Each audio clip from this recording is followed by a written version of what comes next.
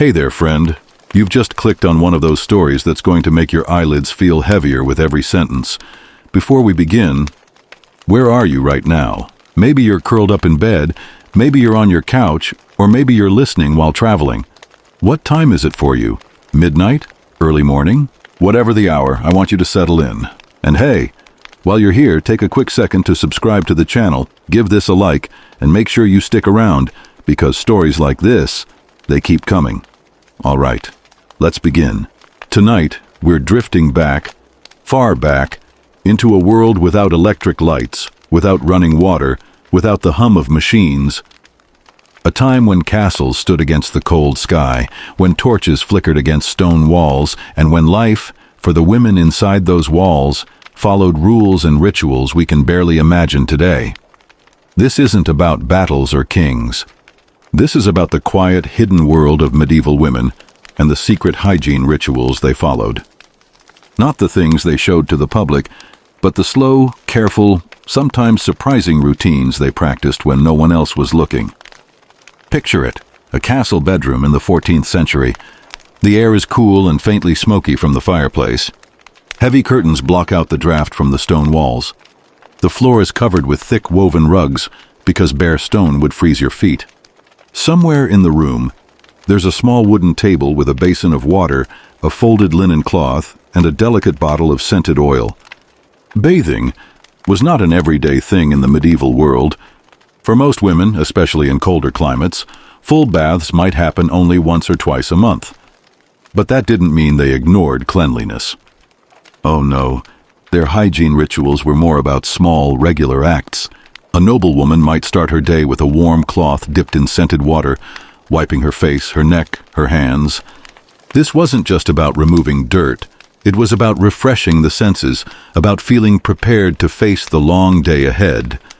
Some kept little bowls of rose water near their beds. The scent of rose wasn't just pleasant, it was believed to guard against illness, to purify the air. In a world where people feared bad air spreading disease, the smell of flowers was thought to protect you. And here's the thing, medieval women were resourceful. If fresh roses weren't in season, they'd boil herbs like lavender or mint, letting the steam carry a sharp, clean scent into the room. Hair care was another ritual. Washing the hair in winter was risky. Cold water could make you ill.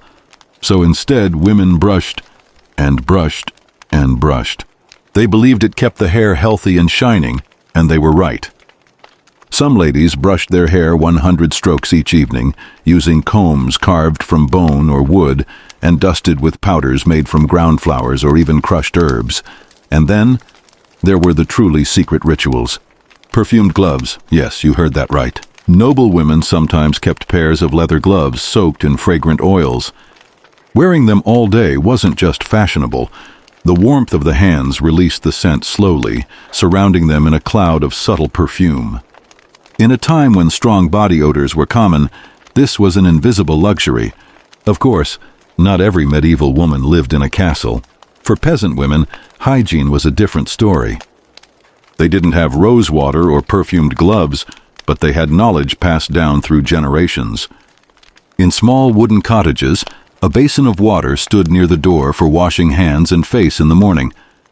They used coarse soap made from animal fat and ash, rough on the skin but effective.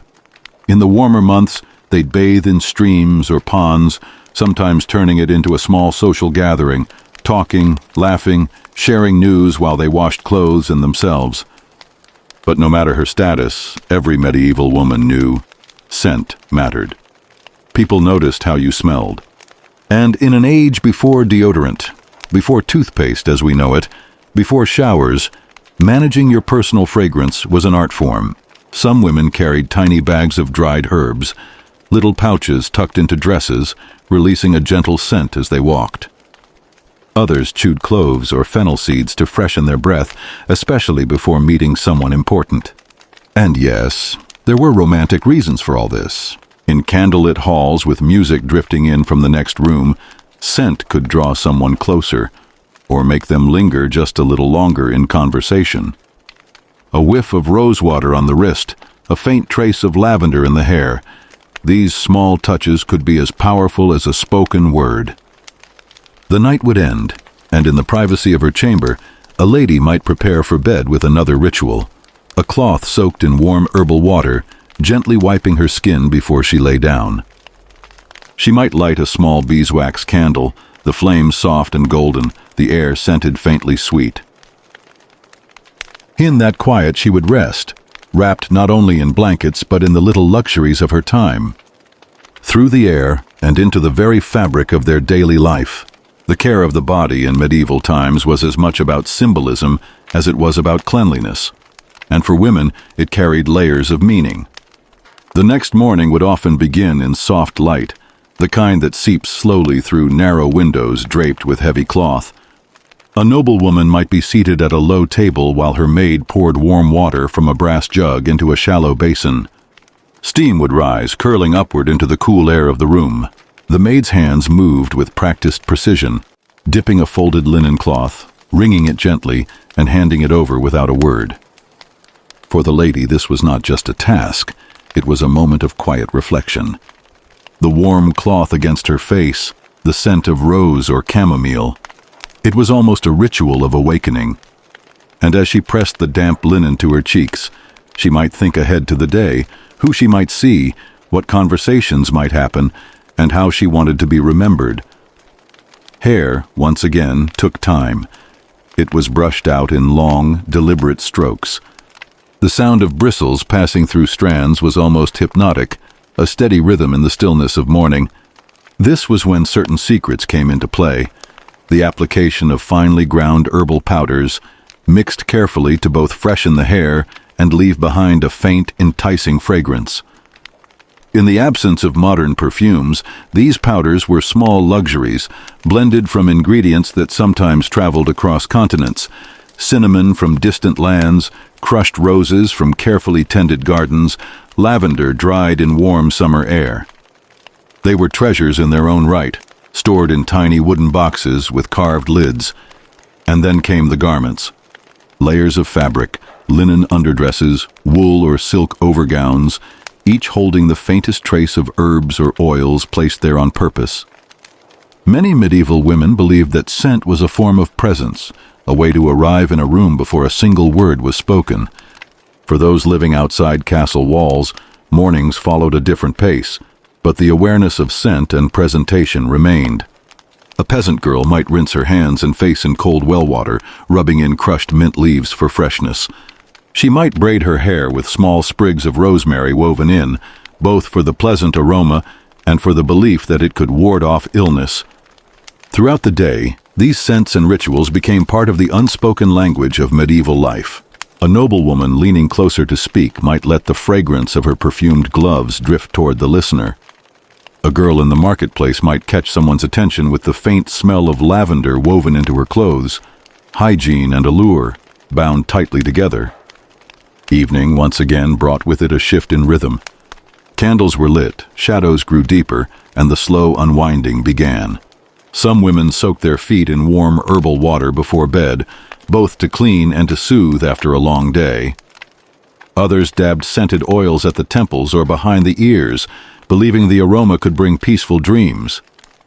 And in those final quiet minutes before sleep, the last gesture might be as simple as folding a scented cloth beside the bed, ready for the morning, a small, constant thread in the tapestry of their lives. Waiting there overnight, that folded cloth carried with it more than fragrance. It carried the promise of a familiar rhythm, a cycle repeated so many times it became part of who they were. In the darker corners of medieval life, however, these rituals weren't always spoken of openly. Some women guarded their hygiene secrets as if they were precious jewels. Not every recipe for a scented oil or herbal rinse was shared. Some were passed only from mother to daughter or whispered between trusted friends. And in a time when superstition and belief intertwined with daily life, certain scents were thought to hold powers beyond simple cleanliness. Take rosemary, for instance. In noble households, it was believed not only to freshen the air, but to sharpen the memory and protect against sickness. Ladies might tuck small rosemary branches into their pillows or weave them into the hems of their gowns. Chamomile was another favorite, calming in tea but also in skin washes, believed to bring softness and a gentle glow. These weren't mere luxuries. For many women, they were tools of identity and influence. The right scent could comfort, could intrigue, could make an impression that lingered far longer than a glance. In crowded gatherings, a feast, a market, a celebration, a faint trace of a rare perfume could turn heads and spark quiet curiosity. And hygiene wasn't only about the body, it extended to clothing as well. Without the means to wash heavy garments frequently, women found ways to keep them fresh. They would hang gowns near smoldering herbs, letting the fabric absorb fragrant smoke overnight. In grand households, rooms were set aside just for airing and scenting clothing, the air thick with lavender, marjoram, and sometimes even crushed citrus peels brought from far-off ports. In smaller homes, the practice was simpler but no less thoughtful. A tunic or shift might be laid near the hearth overnight, warmed and lightly scented by the herbs hanging from the beams above. These touches were quiet, unseen, but deeply felt by those who lived them. By night's end, when the candles were nearly burned down and the air had cooled, the last sound might be the soft rustle of fabric as a woman settled under her blankets. The faint aroma of rosemary, lavender, or mint clung to her hair and skin, mingling with the smell of beeswax from the candles. It was the final comfort before dreams took her, a gentle reminder that even in a world of stone walls and cold winters, there was beauty in the smallest acts of care. As the faint light of dawn filtered through the narrow, unglazed windows, the quiet stir of movement began. In the corner, a wooden basin stood ready, filled with water carried from the well before sunrise.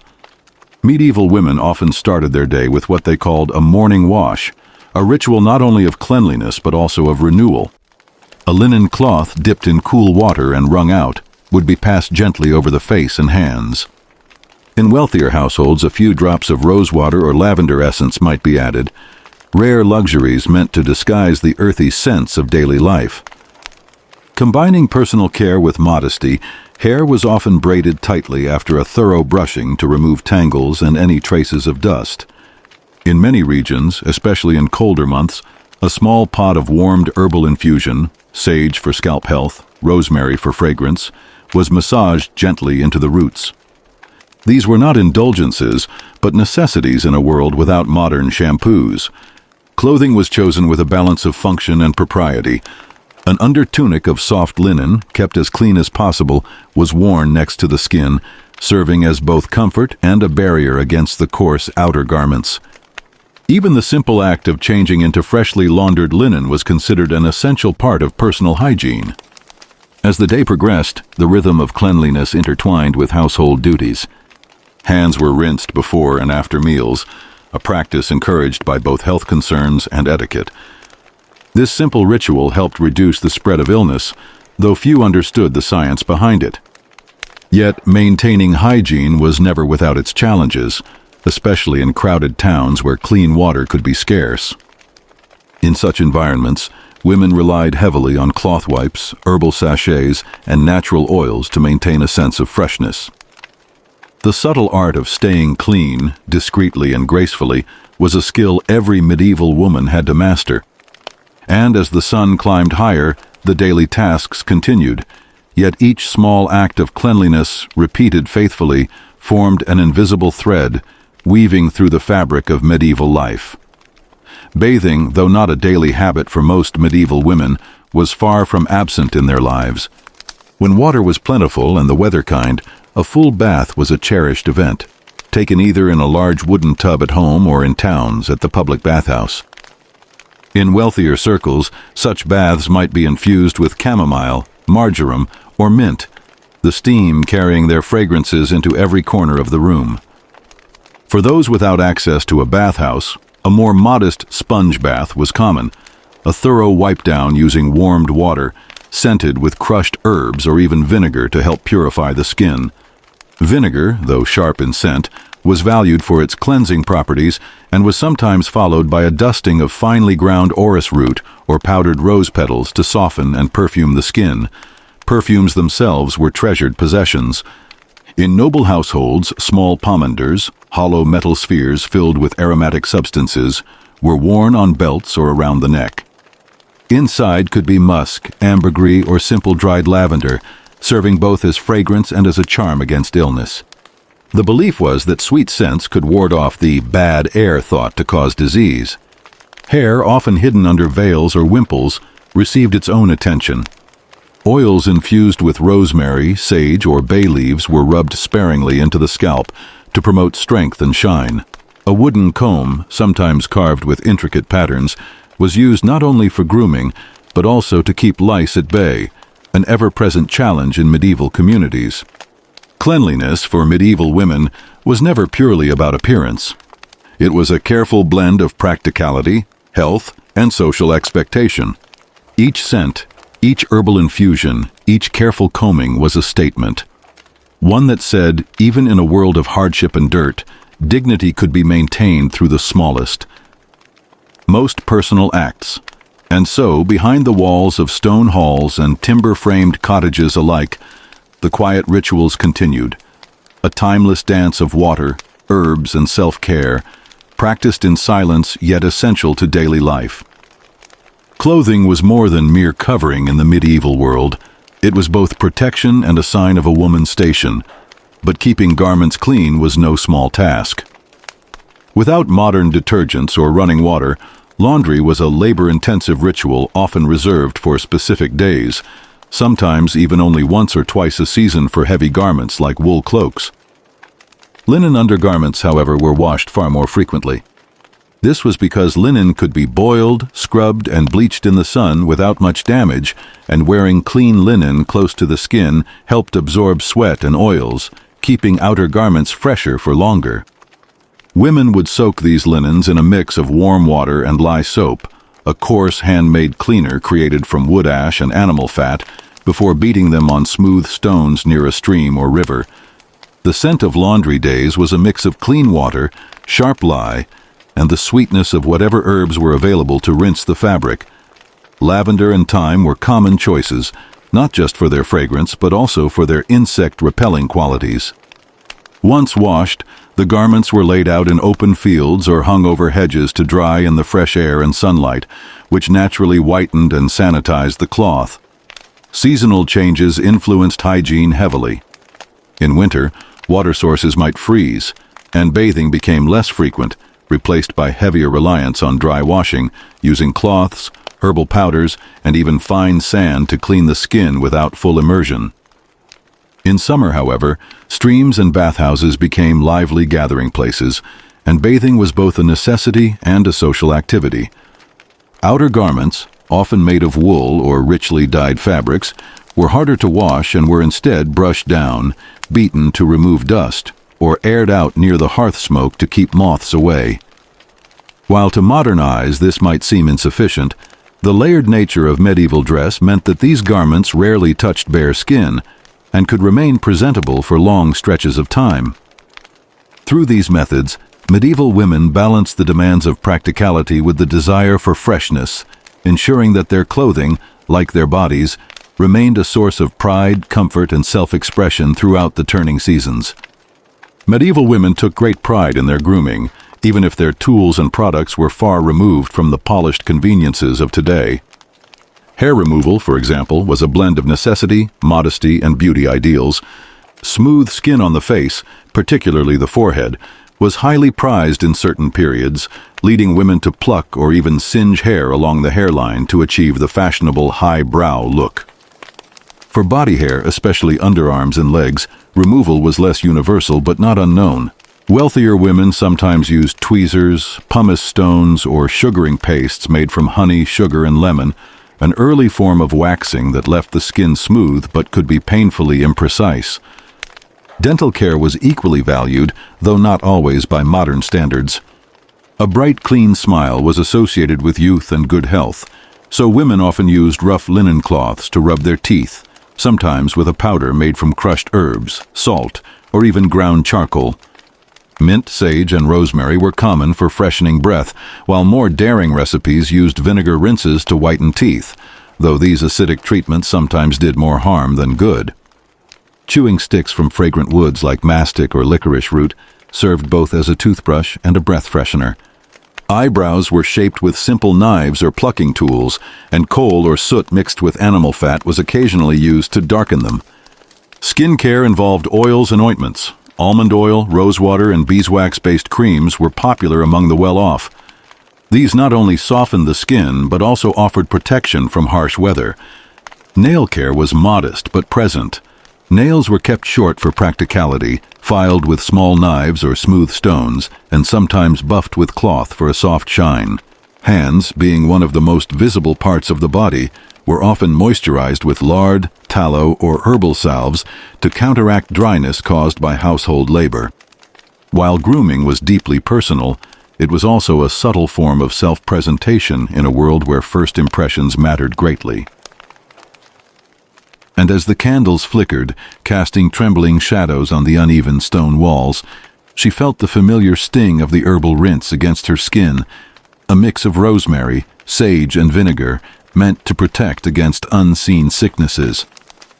Outside, the clatter of wooden pails echoed as women drew water from the communal well, careful to avoid the lower stagnant layer where disease was said to lurk.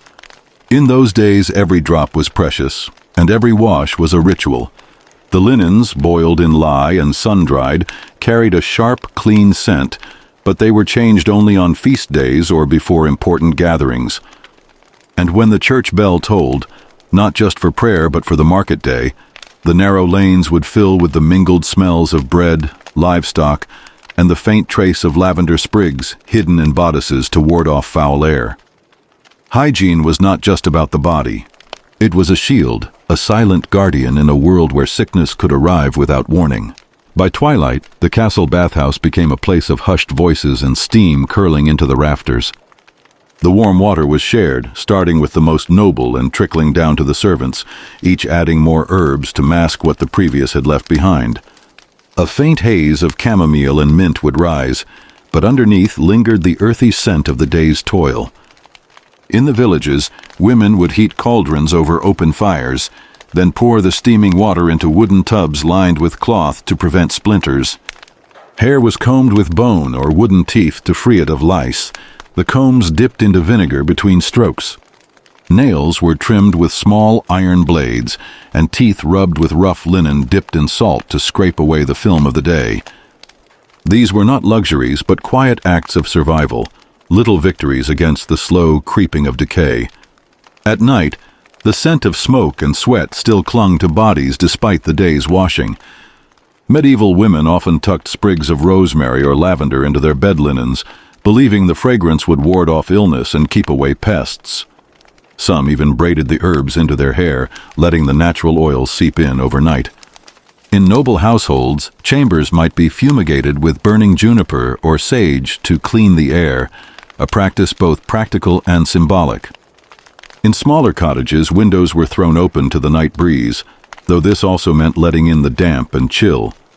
Hygiene in this time was not about chasing purity, but finding balance, enough cleansing to keep sickness at bay, enough tolerance to endure the inevitable grime of a world without plumbing or soap in every home. It was a quiet resilience stitched into the fabric of daily life. Beyond personal washing, the medieval woman's hygiene extended into her surroundings. Her home, often a simple wooden or wattle and daub structure, had to be managed carefully to avoid pests and odors. Floors might be covered with rushes or straw, but these had to be changed regularly, at least in wealthier homes, for the old rushes would collect food scraps, dust, and even vermin. In castles, the ladies of the household would sometimes sprinkle herbs like lavender, meadowsweet, and chamomile into the rushes, both to add fragrance and to deter insects. In humbler cottages, wild mint or dried rosemary might be used in the same way. Clothing, too, played a large part in hygiene. Most women owned only a few garments, but they were kept in as clean a state as possible. Linen undergarments, especially the chemise, absorbed sweat and body oils, protecting the outer dress from heavy soiling. These linen layers could be washed more often, using ash lye soap or simply warm water, and pounding against stones in the stream. Woolen outer garments were harder to clean and usually brushed, shaken, or aired out in the sun to remove odors. On sunny days, it was common to see lines of clothes hanging by the garden, flapping in the wind, while women chatted and mended tears. Hair care was another essential aspect. Long hair was often braided or pinned under veils, wimples, or headscarves to keep it clean longer. Combs made of wood, horn, or bone were used to remove tangles and, importantly, lice, a persistent challenge in medieval times. Some women soaked their combs in vinegar or herbal infusions like rosemary water, which was believed to kill lice and freshen the hair. Wealthier women might even have servants help with daily combing, while poorer women often relied on friends or family members for nitpicking sessions in the sunlight. The medieval woman was also acutely aware of the smells of daily life. Open fires and candle smoke clung to hair and clothing, so scented waters or pomanders, small balls of herbs and resins carried in pouches, were valued. A small piece of cloth dipped in rosewater could be dabbed on the temples or wrists to refresh the senses, especially before church or gatherings. Even the act of chewing parsley, mint, or cloves was not only for taste, but for breath freshening. The humid air inside the cramped wooden cottage carried a faint scent of tallow, herbs, and something less pleasant, a mixture of sweat and smoke that clung to the very walls. In the dim light of a single beeswax candle, Elena adjusted the woolen shawl around her shoulders, trying to ignore the itchy seam along her neck. This was not a home built for comfort. Drafts slipped through cracks in the timber, the roof creaked under the weight of damp straw thatching, and the rushes strewn across the floor were already dark with the dirt of many footsteps. Yet for Elena, it was life. In the medieval village, hygiene was not a luxury, it was a gamble. Water sources were often shared by people and animals alike, and boiling water was reserved for cooking, not for bathing. The idea of a daily wash was something from noble courts or faraway lands, and even then it was more about perfuming the skin than scrubbing it clean. Elena's mother, pragmatic as ever, taught her that a strong scent of rosemary and lavender could hide almost anything. But as Elena grew older, she began to notice that no amount of fragrant herbs could mask the deeper, heavier odors that clung to people during summer. She remembered one particularly sweltering August afternoon when the air in the marketplace seemed thick enough to chew. The mingled stench of dried fish, manure, and unwashed bodies was so strong it made her eyes water. Still, life went on. Merchants shouted prices, farmers haggled over grain, and children darted between stalls, their bare feet splashing through muddy puddles that were anything but clean. In such a place, the smallest act of cleanliness became an art. Women like Elena carried little pouches of crushed mint and juniper berries, tucking them inside their clothing to keep insects away and give themselves a hint of freshness. Combs carved from bone or wood were prized possessions, not just for grooming, but for ridding the hair of lice. A problem so common that it was barely worth mentioning. A fine-toothed comb passed carefully from scalp to scalp was often more valuable than jewelry in some households. The village well was the heart of it all. Every morning, Elena would join the line of women waiting with clay jugs, their conversations flowing as steadily as the water they drew. It was here that hygiene gossip spread, who had been seen washing linens in the stream, who was accused of wasting precious soap, and who was rumored to have bathed twice in 1 week, a shocking indulgence in most eyes. Soap itself was an uneven luxury, made from rendered animal fat and lye, harsh enough to scrape the skin raw if used too often. Her friend, Agnes, once told her about the noble bathhouses she'd heard of in the city, places where steam filled the air and strangers soaked together in large tubs. Elena had laughed at the idea. In her world, bathing was a solitary, shivering affair, done with a bucket of tepid water in a dark corner of the cottage. Privacy was a rare thing, and warmth was rarer still. Yet Elena held her own little rituals. On the first Sunday of each month, she would fetch water from the stream just before dawn, when the surface was still and the air smelled of damp earth. She'd heat it slowly over the hearth, drop in a bundle of herbs wrapped in linen, and give herself the closest thing to a spa day her world could offer. Her mother would tease her for the extravagance, but Elena noticed something. Those days she walked through the village with more confidence.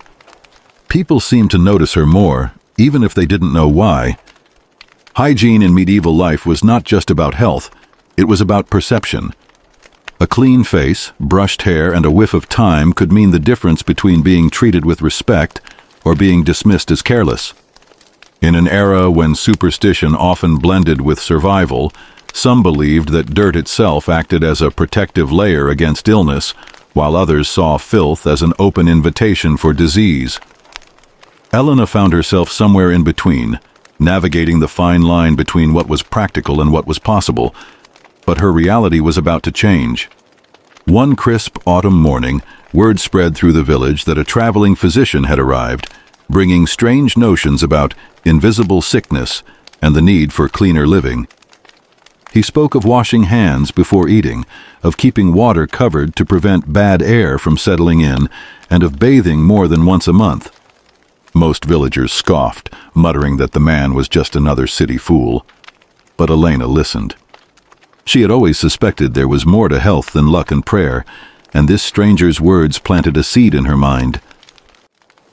Over the next weeks, she began experimenting.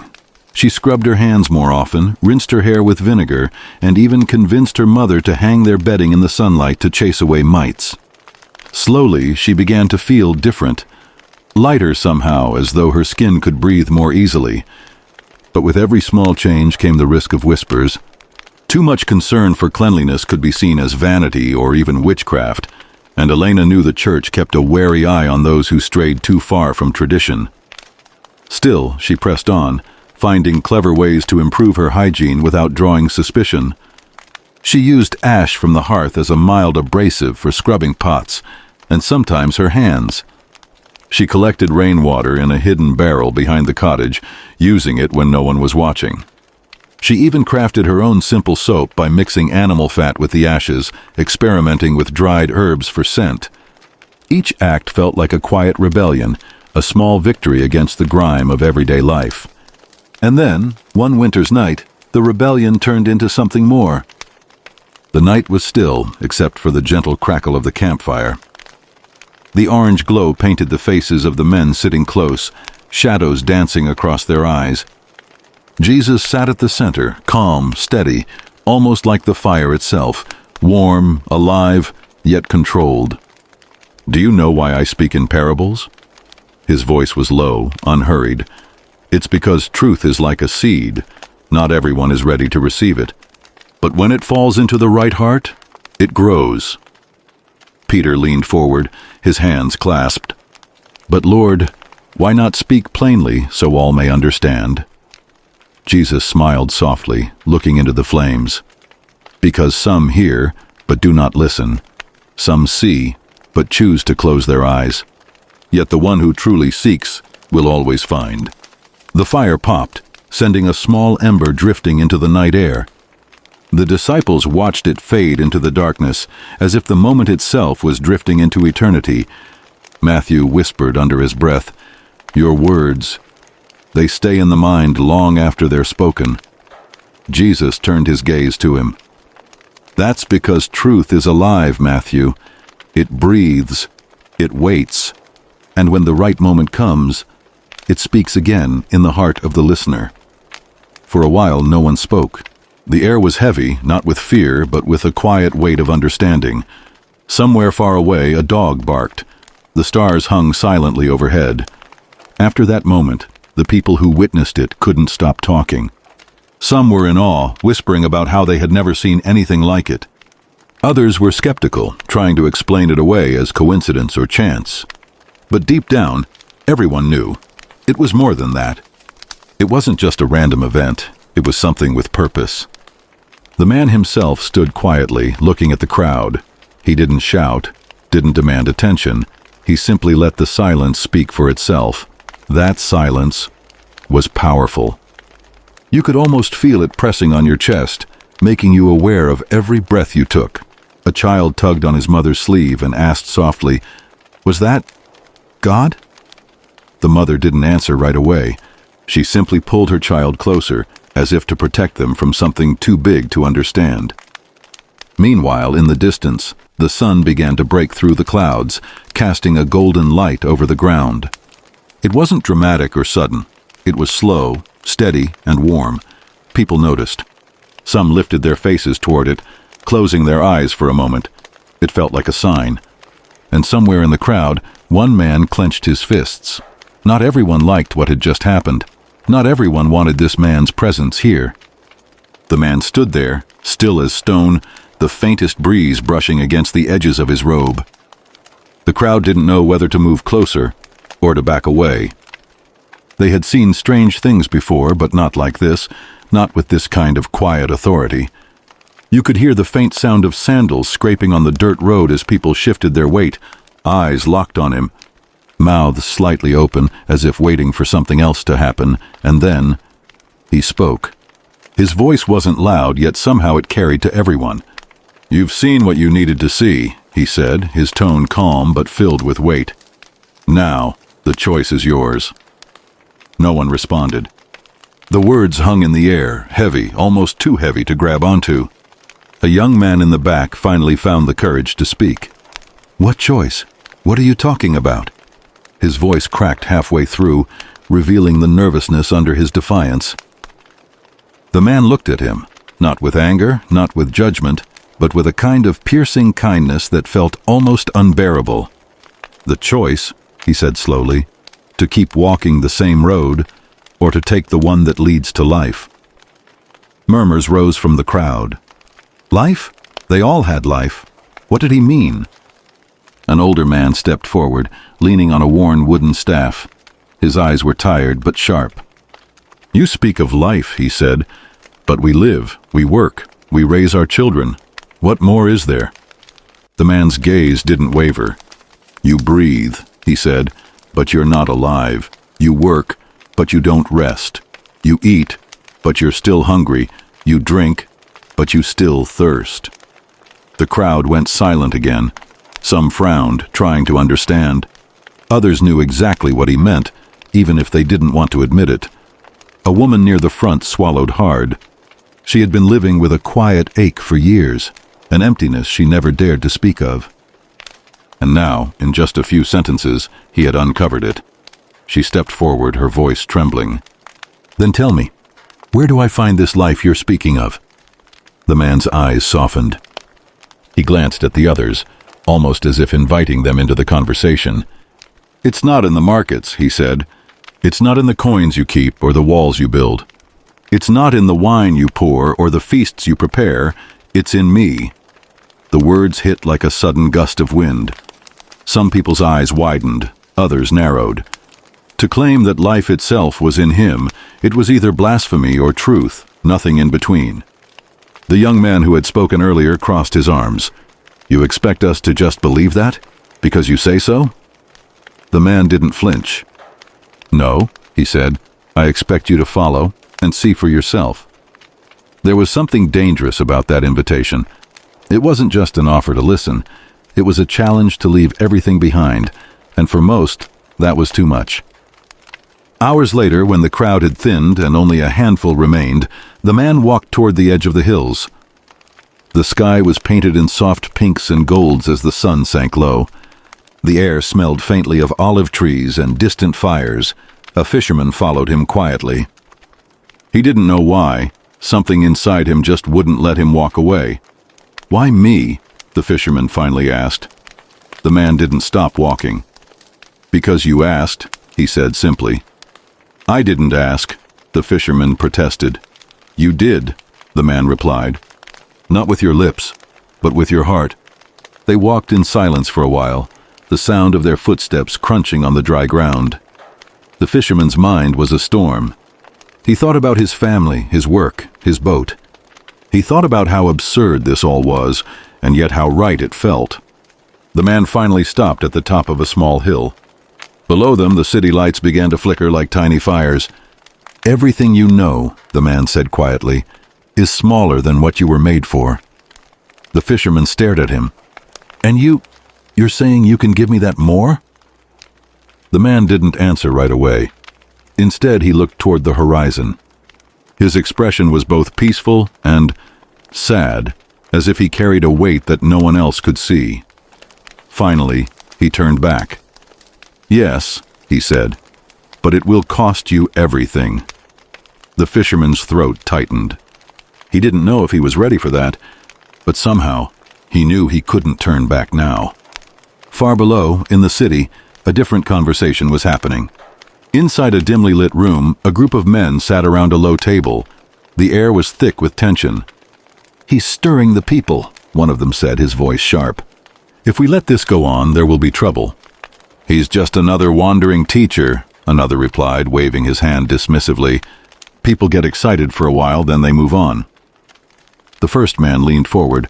"No, this is different. He doesn't just speak, he changes them. I've seen it in their faces." A long silence fell. Finally, the oldest among them spoke, his voice low. "Then we watch and we wait. And when the time is right, we stop him." They all nodded. Outside, the wind shifted.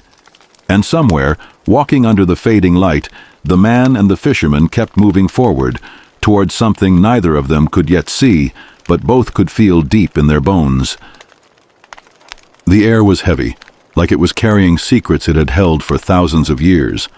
Every sound seemed louder in that silence. The soft crunch of footsteps on the dirt, the occasional whisper of the wind brushing past olive trees, and somewhere far off, the faint sound of water trickling over stones. Jesus walked ahead, his pace steady, his eyes fixed on something invisible yet certain. Behind him, the disciples followed, their thoughts tangled in confusion, hope, and fear. Peter's brow furrowed as he tried to make sense of it all. He had seen miracles, blind eyes opening, the dead rising, storms silenced with a word. But lately, there was something different in Jesus' voice. He spoke like a man who could see the end of the road before he even reached it. "Lord," Peter finally broke the silence, his voice cautious, "you keep talking about leaving, about suffering. Why? You can stop it, can't you? You have the power to stop anything." Jesus slowed, then turned. His eyes, they were kind, but there was also a weight in them, something that made the others uneasy. "Peter, I could call down angels at this very moment. I could end every plan of man and evil alike. But if I did, the world would never be free. You would never be free." John stepped forward, his tone softer, almost pleading. "But why does it have to be this way?" Jesus looked past them all, as if speaking to the very sky. "Because love, real love, sacrifices, and I came to give it all." There was a pause so deep it felt like the earth itself was listening. Then he began walking again, each step taking them closer to Jerusalem and to the cross. That night the air was cooler. The stars above were scattered like diamonds, and the moon cast pale light over the Garden of Gethsemane. Jesus knelt in the grass, his hands trembling. The weight of what was coming pressed so heavily on him that his breath came in sharp, uneven bursts. "Father." His voice was barely a whisper, yet it carried a depth of pain words could never hold. "If there's any other way, let this cup pass from me, but not my will. Yours be done." And as he prayed, sweat mixed with drops of blood fell to the ground, alone in his agony, yet still, willing. Suddenly footsteps, harsh, hurried. Torches lit the darkness. At the front was Judas, the friend who had eaten at the same table, shared laughter and tears, now with soldiers at his side. He walked up to Jesus, forcing a smile that didn't reach his eyes. "Rabbi." He leaned in and kissed him. Jesus looked at him, not with anger, but with sorrow. "Judas, do you betray the Son of Man with a kiss?" The soldiers stepped forward. Peter's hand shot to his sword. In one quick motion, steel flashed in the torchlight, and a soldier cried out as his ear fell to the ground. But Jesus reached out, even now, even here, and healed the man who came to arrest him. From that moment, everything moved like a storm breaking loose.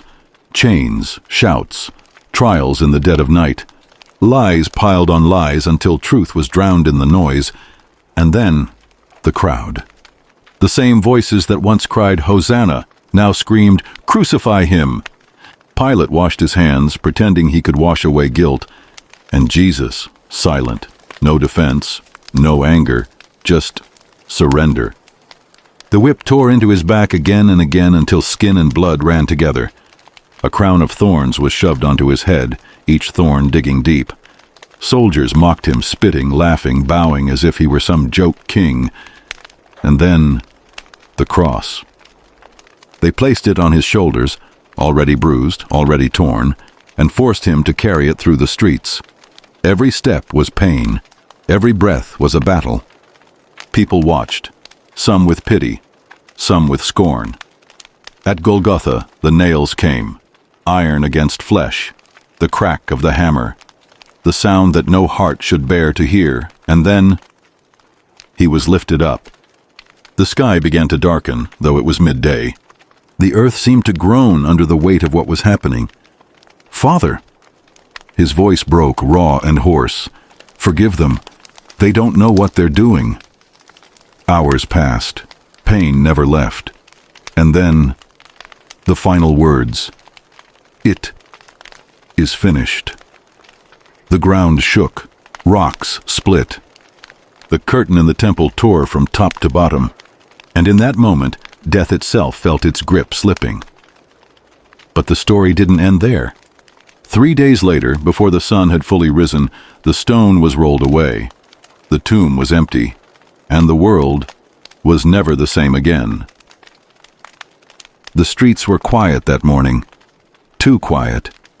You could hear the faint hum of the streetlights, the soft rustle of wind sliding past empty buildings. And in that stillness, he walked. Slow, measured, every step carrying the weight of yesterday's choices. His hands, buried deep in the pockets of a worn-out jacket. His eyes, fixed on nothing in particular, yet somehow seeing everything.